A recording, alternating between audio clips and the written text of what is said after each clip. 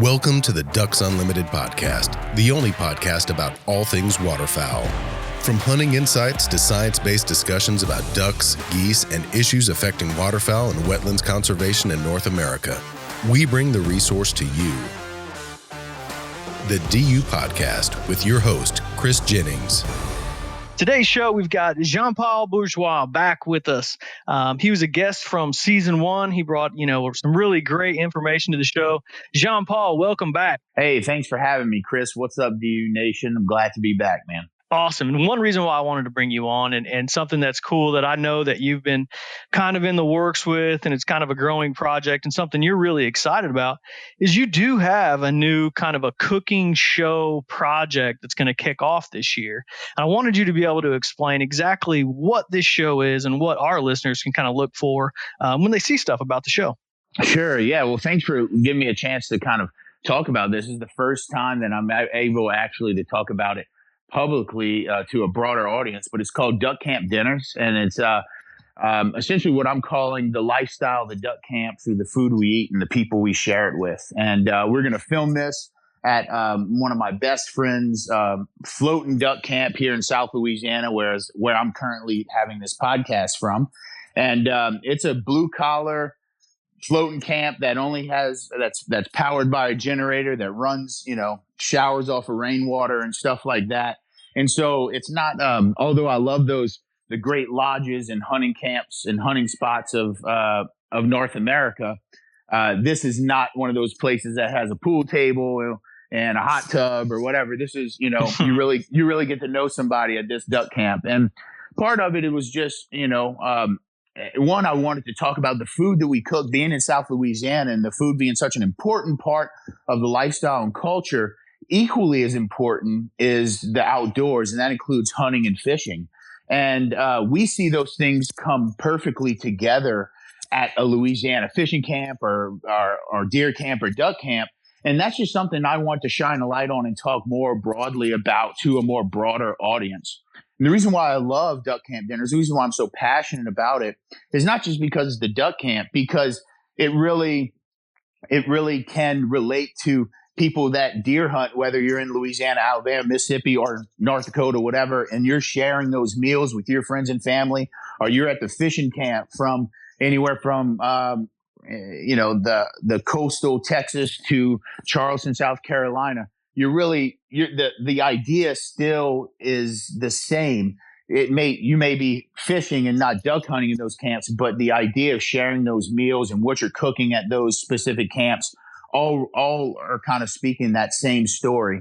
And I just wanted to tell it through the lens of this South Louisiana duck camp. So I'm really pumped about it. Obviously, I was born and raised in South Louisiana, so this is something that I've been doing all my life, and I think is very special to South Louisiana and some of the kind of smaller towns along, at least speaking to what I know, the Mississippi Flyway. And I'm just really happy to do that. And I find it's kind of, not just my honor to do it, but also my responsibility as somebody who is deeply passionate about cooking, the outdoors, and eating what you're harvesting and so on, about being part of telling that story. And so really excited about that, and even more excited about my sponsors that have helped me be able to put this production together. And we're taking it really seriously. It's going to be 6 episodes. We're going to drop the first episode sometime in the middle of January, and that's going to go for the 6 weeks after that. And you can see that on my Instagram page, my Facebook page, which is Chef Jean_Paul. You can also see it on Mossy Oak app if you have that, and all of Mossy Oak's Instagram pages and social media pages, along with Spiceology. So my sponsors that are helping me out, and thank y'all to Yeti, Spiceology, Mossy Oak, and also Maker's Mark for making this production a possibility and believing in the project, and having those, the outdoor brands and lifestyle brands of Yeti and Mossy Oak play with the brands of Spiceology and Maker's Mark, and folding. I used to say, the idea of a camouflage brand like Mossy Oak has a lot in common with folks like Maker's Mark, because they exist in the same space, and that is the duck camp, or that is the fishing camp. And so they actually have a lot more in common than they, I think, even believed until I brought this together. And that's also the whole point, is just to bring the communities of food and beverage into the communities of the outdoors of hunting and fishing. And, it's just, again, my honor and pleasure to be the person that does that. Yeah, no, I'm excited about it. And one reason why, I'm kind of excited about this whole project for you is we've kind of gotten to know each other. And, last year when we did the podcast, it was the opening weekend of spec season, which is almost a year to the day since we're recording this. And I invited you over, and I was like, oh, there's no way he's going to come over. And you ended up driving over real early and kind of walked into my little duck camp, which, you found out probably pretty quickly that it's not exactly the Taj Mahal. It's just a kind of a quaint little house, kind of a little farmhouse. And we had the door open and bugs flying around. I was standing there cooking. I was making some breakfast sandwiches to take with us. So I'm frying eggs, doing sausage. And you kind of walked in and you're just like, hey, man, what's going on? And I was like, And, and then we had the conversation, just standing around the camp, around the stove. I'm frying eggs when you're the professional chef. So I was a little intimidated by that. I thought I was maybe doing it wrong or something. You're going to call me out. But, we talked about that. And that's what a lot of this is about duck camp and about sharing, the lifestyle. It's not just about the hunting and fishing. It's, that time spent in the kitchen, which, my opinion, and we both agreed, what a better place to, stand around and have that camaraderie and that kinship, really, that, that we do, that we kind of take for granted, I guess, maybe as outdoorsmen. And so it's cool that you're going to kind of bring that mentality to the masses here and hope that, really enlighten some people for some of the things that we do on a regular basis. And I'm sure you do some of the foods that you cook down in Louisiana and down along the coast and kind of bring that to light. So it's just a cool project. So I'm excited for you and glad to hear it's getting off the ground. Well, thank you for saying that. And thank you for bringing me back down memory lane on my first spec hunt. That was my first spec hunt and like the first time that we got to hunt together. And I completely agree. Like the conversations that happen in the kitchen doesn't matter whether you're with friends and family at during Christmas or Thanksgiving, or you're just visiting your folks at your hometown, or you're in the hunting and fishing camp. The conversations that happen around the dinner table, around the stove, and in and around that kitchen area are just priceless. And there's been so many times along my path of life where I've said, man, could we have just recorded that? That would have been great. Just to have for the memory bank, not even to talk as a broader story. And doing this allows me to kind of tell the broader story of just those ins and outs and conversations and the lifestyle of this particular duck camp. And again, the beautiful thing is that it doesn't matter whether you're hunting the St. Lawrence River along that Canadian border, or you're hunting South Louisiana Blackwater swamps. The duck camp is just you're having the same kind of conversations with your friends. You're cooking different meals depending on where you're at.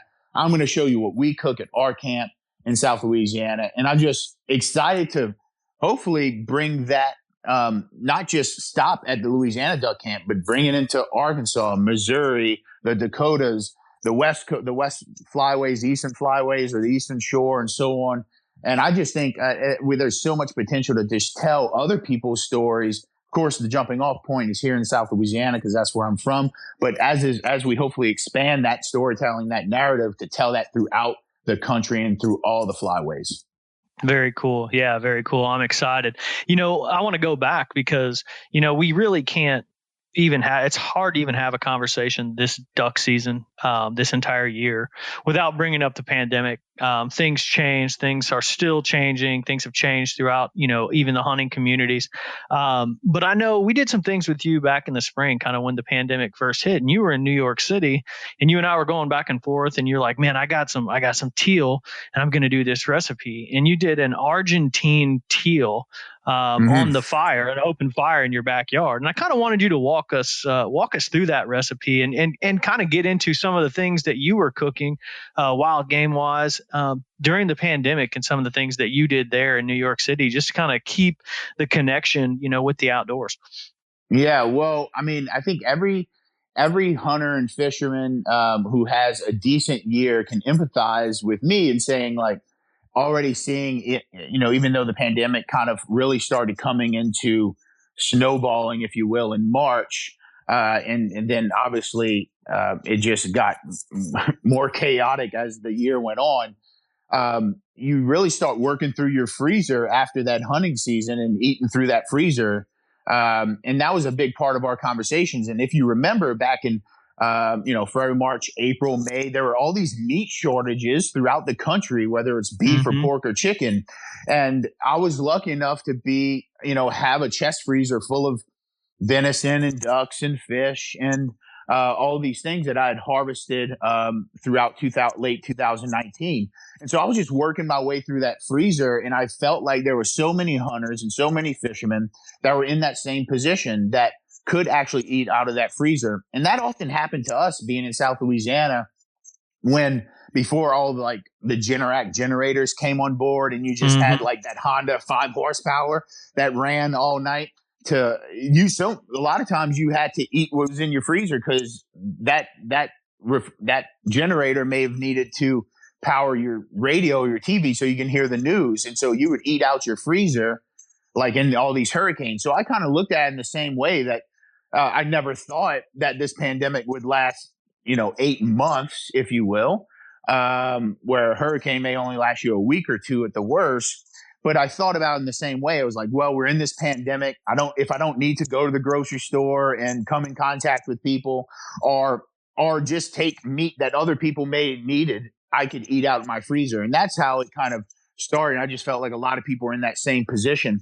As far as the Argentinian style teal ducks, that was really inspired through my duck hunt in Argentina in July earlier that year. And really wanted to recreate that in my own way in my backyard in New York City.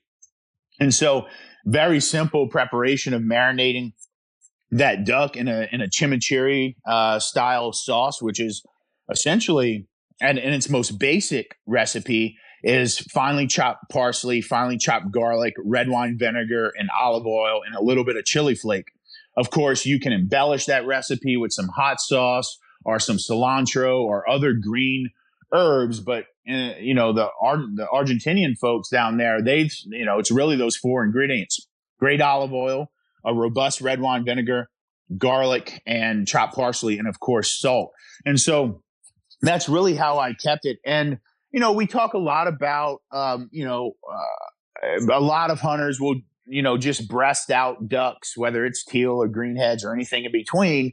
And that recipe was specifically focused on cooking that whole bird in that way. So it's spatchcocked with the backbone out, marinated in that chimichurri style sauce, and then just grilled over that open fire, just like the Argentine folks would do in Argentina with their ducks. And, and when it comes to recipes, we like to, especially in America, I feel overcomplicate the ingredients, overcomplicate what's in it, because for some reason we feel like the more ingredients we put in it, or the more robust like a rub or something is, a seasoning is, the better that's going to be. Where the most of the world, especially when cooking wild game, especially if it's fresh wild game or fresh fish or so on, they have the standpoint, which I can agree with in a lot of ways, of keeping it simple and letting that meat shine through and letting that ingredient, the main ingredient, shine through.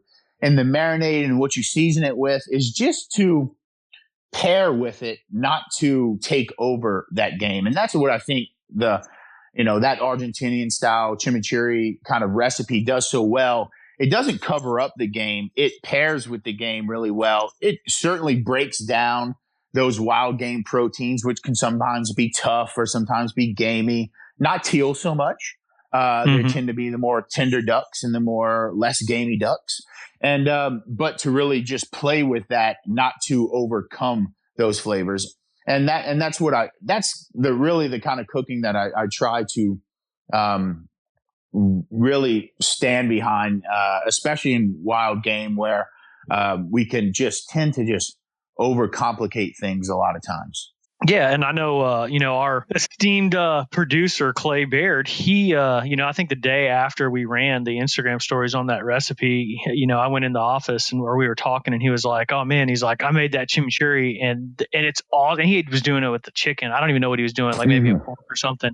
And he was like, "It is awesome." And I know now he makes that all the time, but I know the first couple times he had a little bit too much red wine vinegar, and he was Mm. like, "Oh man," he's like, "I totally screwed that one up last night, but I'm making it again." So that's cool that that we kind of teamed up on that recipe, and I know that people out there took a look at it and really tried it during that time. For all those folks that put too much red wine vinegar in their chimichurri, it's an easy fix. All you have to do is add more olive oil, right? So like the balance between vinegar and fat, it's just like making a vinaigrette.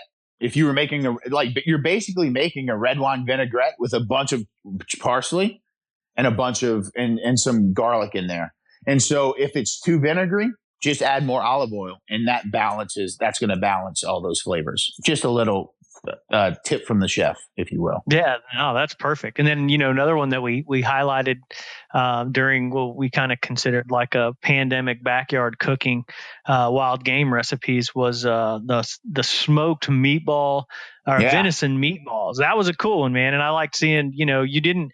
I know a lot of people would take that the smoked meatball and do this and do that, but you actually made the red sauce to go with it rather than just have like a jar of ragu or whatever that you had laying around. You made the red sauce like right there on the grill, and that's a good example for people to and I'm sure you encourage people to do that, kind of make your own sauces, make your own marinades, things like that, because you can use fresh ingredients.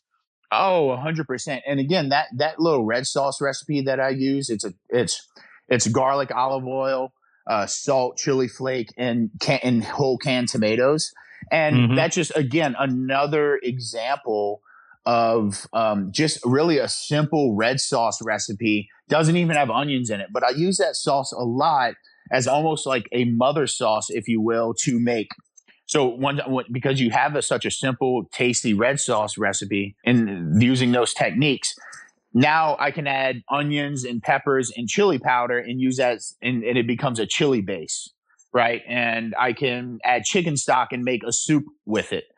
And so that red sauce recipe that I use, and that specifically that venison meatballs, that's one of those recipes that I'll make 3 gallons of and Hmm. separate out into quart containers and freeze it, and then I'll just take it out as I need it. And of course, the meatballs, you know, everybody tends to have their own like family meatball recipe. I feel like go ahead and use your own if that's what you like. It's substitute venison into it, but that red sauce recipe, it's just again another example of how you don't need to overcomplicate that sauce to make it really tasty. You just need to know how to toast the garlic really well. You need to bloom your chili flake in it.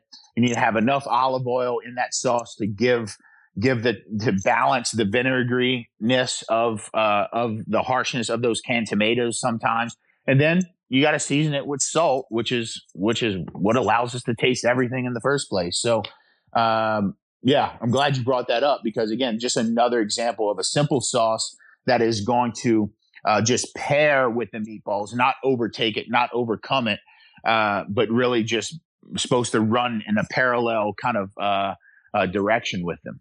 Yeah, and I know you got my kind of head spinning right now, and I'm kind of thinking about that basic sauce. What kind of how could I pair that with waterfowl in some way, shape, or form? And maybe it's not. I don't know. I'm just what would you think on that? Just kind of off the cuff here. How would you approach that with waterfowl?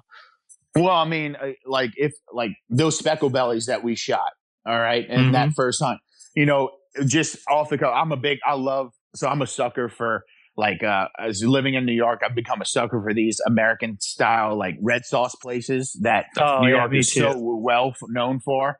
And Mm-hmm. finding a great veal parmesan or a chicken parmesan, I'm a sucker for them. And so, in the same way, like take that speckle belly, pound out that breast nice and thin, fry it up in some breadcrumb, and then take that same sauce recipe that was in that venison meatball, cover that, put cheese on top, and bake it, and then you got a speckle belly parmesan that is gonna that if you have a kids that that like fried chicken tenders or like chicken parmesan, that speckle belly Parmesan, mallard Parmesan, teal breast Parmesan, if you're going to breast those teal out and make it boneless or whatever that duck or waterfowl is, I would even say with a good marinade and a good pounding, snow goose and Canada geese, they get a bad reputation for being greasy, gamey, tough, and so on.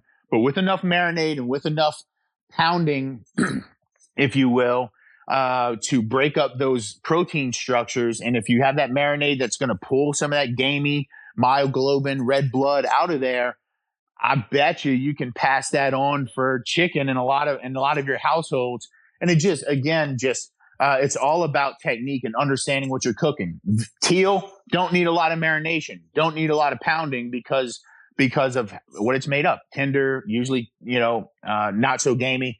And you look about big honkers, that's a different beast. Should not be treated like a teal in a lot of ways, right? It needs to be treated as such. And that is a bigger bird that has a lot more life on it, usually has a lot, maybe kind of conditions that make it, or diet that make it a little tougher or gamier. But if treated, and that speckle belly don't really have that issue, right? Some of the best eaten waterfowl in the game.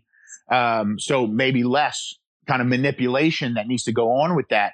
But I find a Parmesan is just a great vehicle for not just chicken, but also waterfowl that has that more robust flavors, because, you can use that tomato sauce and use that cheese that's melted on there and it's fried and marinated and pounded. Man, I am in. Sign me up for that. And that's, I'm totally, I think that's why we get along so well, because I'm totally in agreement with the chicken Parmesan, the veal Parmesan. I mean, I go around and actually, look for, and I feel like I'm kind of a connoisseur of those. And just about anywhere I go, I'm definitely seeking those out.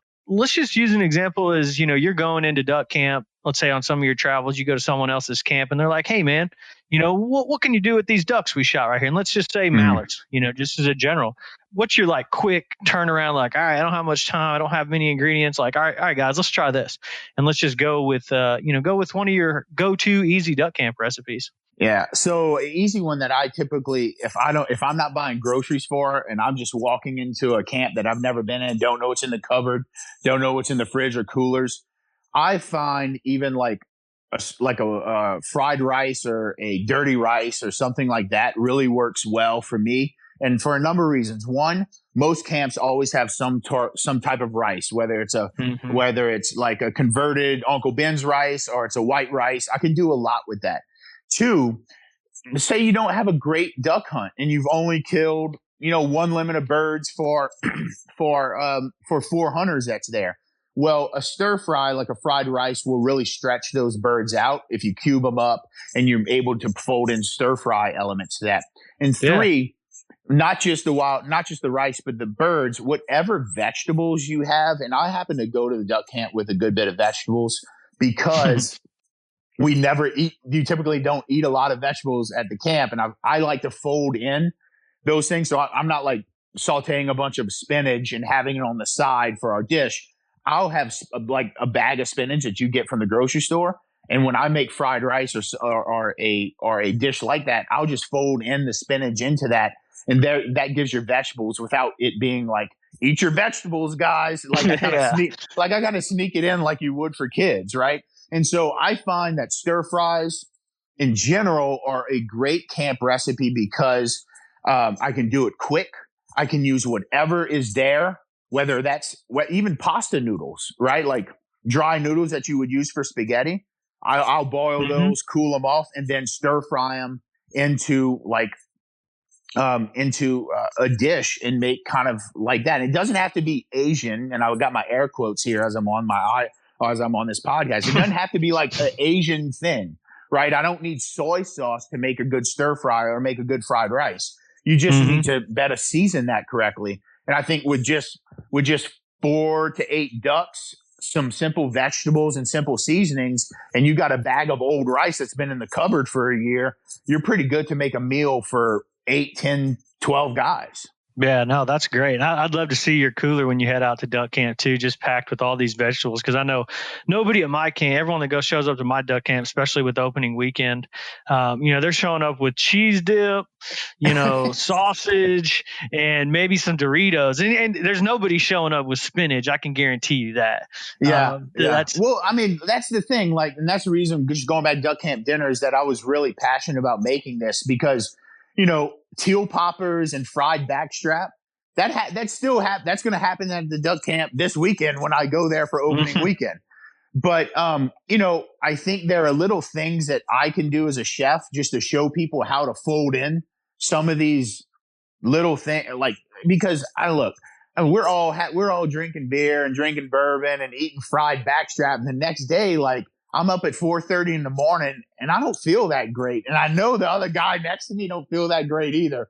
And so what I started doing is just folding in some of those, like, I'm not a health nut, right? Like, I believe in good cooking and healthy cooking in a lot of ways, but I know not everybody's like that. And also I'm not trying to be on my soapbox and be like, guys, we need to eat healthier. You're not gonna, it's just, I know how to fold in all those little kind of ingredients to make things a little more nutritious so we don't feel so terrible in the morning or throughout that whole weekend. And if I can do that for people, then I find that's my addition to the camp. In fact, like, cooking at the duck camps since I was a little boy has been my role. It's been my contribution. I've never owned a fishing camp. I've never owned a duck camp. My dad never did. He would always get invited to camps because he loved to duck hunt and he was a good duck hunter, but he was also a great cook, and he was the cook at those camps. That's always been my role. So it's always been my contribution.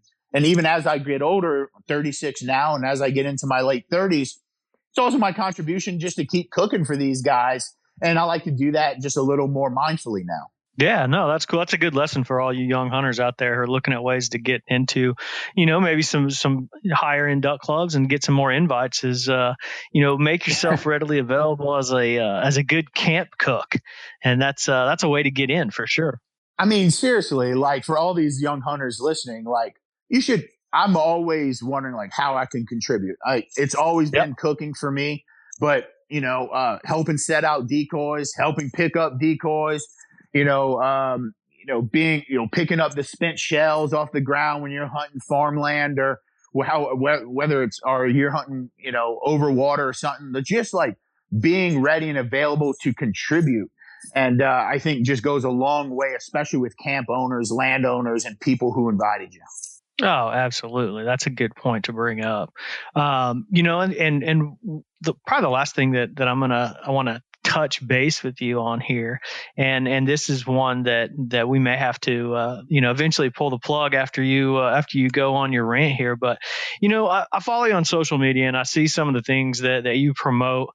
Some of these fresher ingredients, the different balances of acids and salts and fats, and you kind of made a comment last week, and I don't know if it was on Instagram or maybe just on Twitter, but you were like, man, there's so many people doing terrible things with food in social media just for the picture.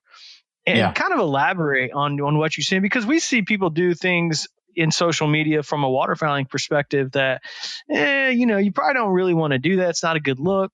We don't condone it by any means, but, from your perspective, from a chef's perspective, I mean, you're seeing people do some different things and for some odd reasons. So kind of elaborate on that for me. Yeah. Well, I know exactly what you're talking about. And I remember the exact post that kind of put me on a warpath there. And I'm sorry if I offend anybody who I'm talking to right now that actually did this recipe, but I'm not going to mention any names. I'm not going to blast anybody out, but I saw a blueberry muffin stuffed sausage roll that was smoked, and it just lit me up. And I was like, dude, I cannot believe y'all are stuffing sausage with blueberry muffins and cutting it open and putting that out there into the world.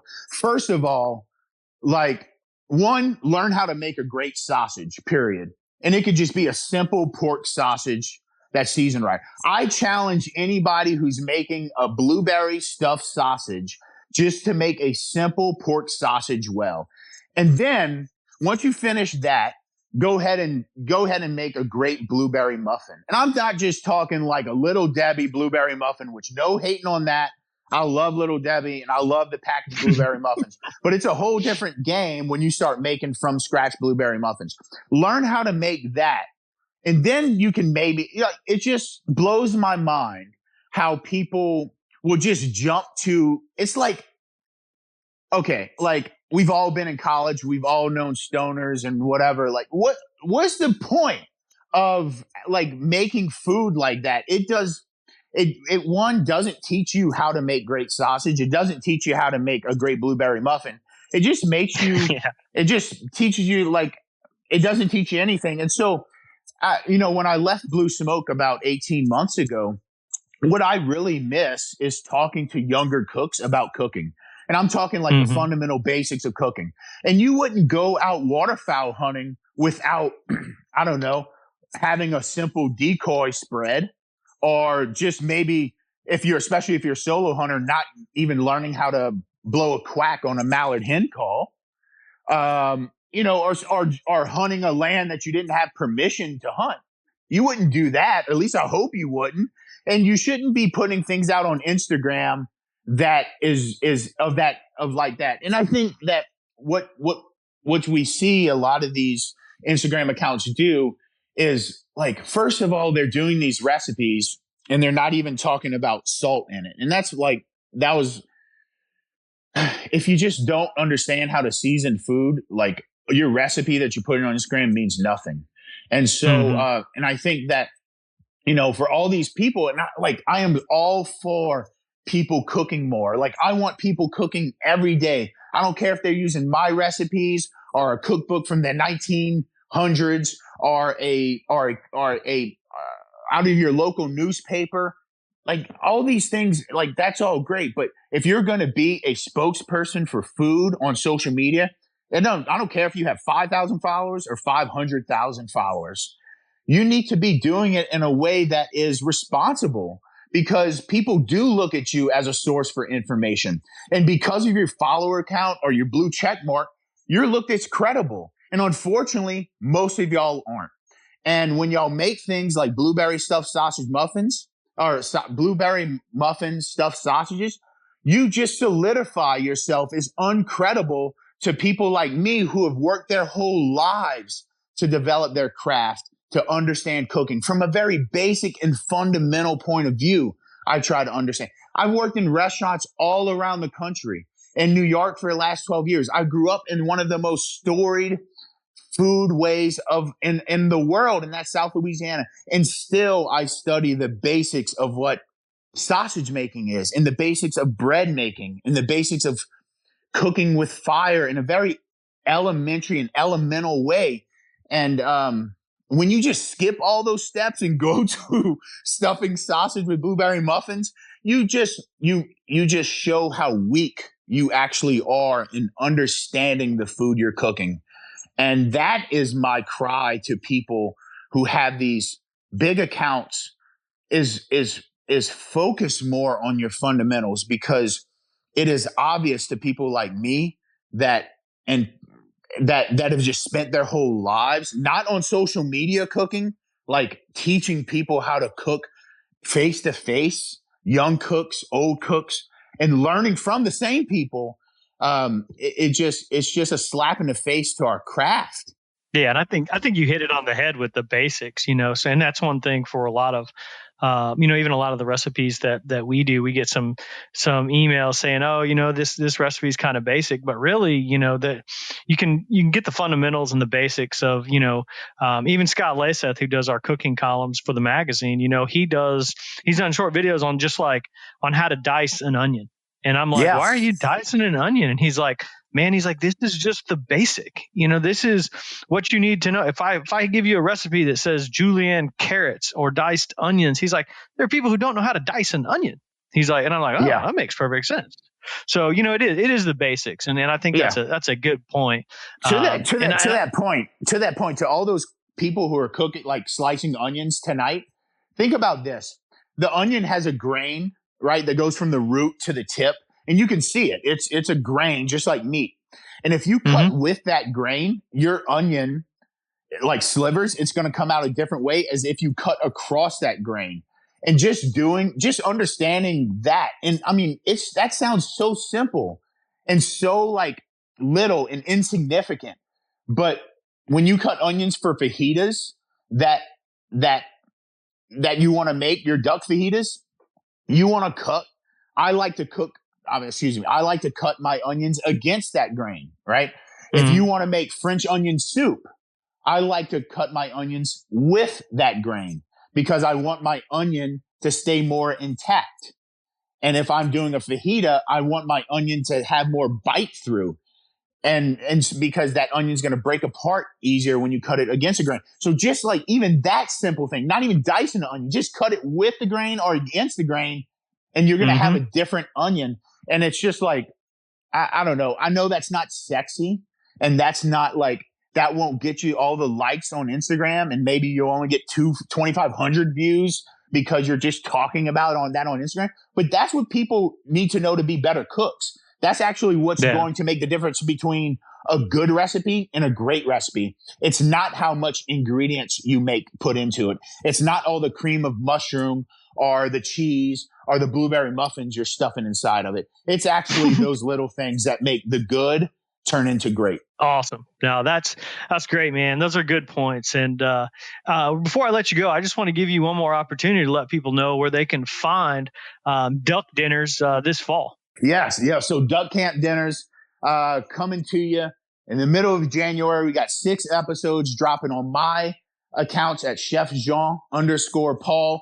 You could also check out Mossy Oak app and all the Mossy Oak social channels, Spiceology social channels. We're going to break the internet with this, but more importantly, I want everybody to tune in, and I want you to just see how I do it at my duck camp, because I guarantee you it's not much different how you do it at your duck camp or your turkey camp or your fishing camp. And there's so much to talk about, guys. I can't wait, and I can't wait for y'all to tune in. Awesome. So episode 1 is going to be a blueberry stuffed sausage.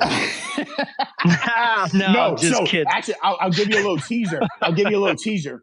Episode 1 will be a poodoo or a coot gumbo. And the reason why, because not a lot of people cook poodoo, but when I was a little kid, when we had bad duck hunts, my dad would take us and go creep up on poodoo, and we would make a gumbo with that, because not all duck hunts end up with piles of birds, guys. And sometimes when you want to eat that night, even though we were fine, we didn't need to shoot ducks to eat that night, but we wanted to come home with something for the dinner table.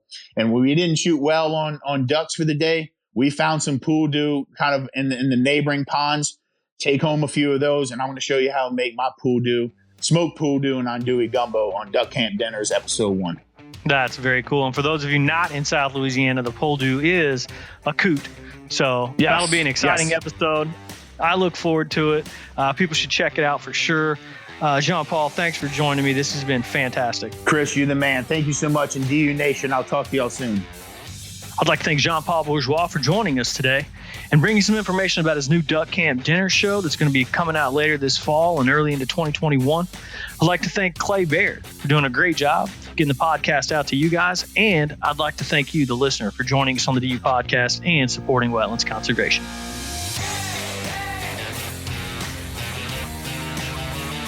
Thank you for listening to this episode of the DU Podcast. Be sure to rate, review, and subscribe to the show, and visit www.ducks.org/DU Podcast for resources based on today's topics, as well as access to more episodes. Opinions expressed by guests do not necessarily reflect those of Ducks Unlimited. Until next time, stay tuned to the Ducks.